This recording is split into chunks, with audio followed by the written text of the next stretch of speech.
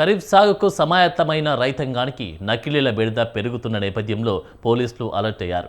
తాజాగా మహబూబాబాద్ జిల్లా పోలీసులు నకిలీ విత్తనాల మాఫియాపై ఉక్కుపాదం మోపారు. డీఎస్పీ కృష్ణ కిషోర్ ఆధ్వర్యంలో మరిపేడ పోలీసులు గుండెపూరి గ్రామంలో కర్డన్ సర్చ్ ఆపరేషన్ నిర్వహించారు. దాడుల్లో భారీగా నకిలీ పత్తి BT3 విత్తనాలు స్వాధీనం చేసుకున్నారు. ఘటనపై పూర్తి స్థాయిలో విచారణ చేపట్టి ముఠా వెనుకున్న వ్యక్తుల వివరాలు సేకరిస్తున్నారు.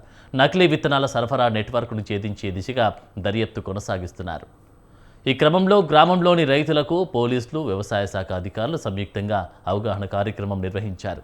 నకిలీ BT3 విత్తనాల వల్ల పంట దిగుబడులు దెబ్బతినడంతో పాటు రైతులు తీవ్ర ఆర్థిక నష్టాలు ఎదుర్కొనే ప్రమాదం ఉందని వివరించారు. ప్రభుత్వం అనుమతించిన ధృవీకరించిన విత్తనాలను మాత్రమే కొనుగోలు చేయాలని రైతులకు సూచించారు. రైతులను మోసం చేసి నకిలీ విత్తనాల విక్రేతలను ఎట్టి పరిస్థితుల్లోనూ ఉపేక్షించబోమని పోలీసులు హెచ్చరించారు. నకిలీ విత్తనాల తయారీ, నిల్వ, విక్రయాలకు పాల్పడే వారిపై చట్టపరమైన కఠిన చర్యలు తీసుకుంటామన్నారు.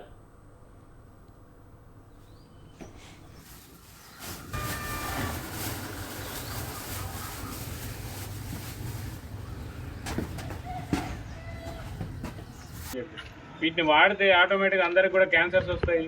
అందులో పనిచేసే లేడీస్ కూడా పీరియడ్స్ రావు, లేదా ఆరోగ్యం మిగతా మనుషులు మగవాళ్ళు పనిచేస్తే కూడా వాళ్ళకి స్పెర్మ్ కౌంట్ దెబ్బతింటుంది, లేకుంటే ఇతర రకరకాల జబ్బులు వస్తాయని చెప్పినా కానీ మీకు అన్నీ తెలుసు. ఆల్మోస్ట్ ఆ మొక్క మీద గడ్డి మంది కొట్టా పనిచేయదని కూడా తెలుసు.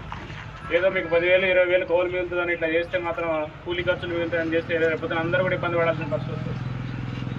రేపొద్దున మీకు ఈ ఎట్లా ఉంటుందంటే ఈ పంజాబ్ రాష్ట్రం మీకు తెలుసో లేదో, పంజాబ్ రాష్ట్రంలో కూడా ఎట్లే విపరీతమైన ఇట్లాంటి విత్తనాలు వాడటం, లేకుంటే పురుగు మందులు స్ప్రే చేసి అక్కడ ఇంటికి ఒకటి పేషెంట్ ఉన్నాడు, క్యాన్సర్ పేషెంట్ ఉన్నాడు.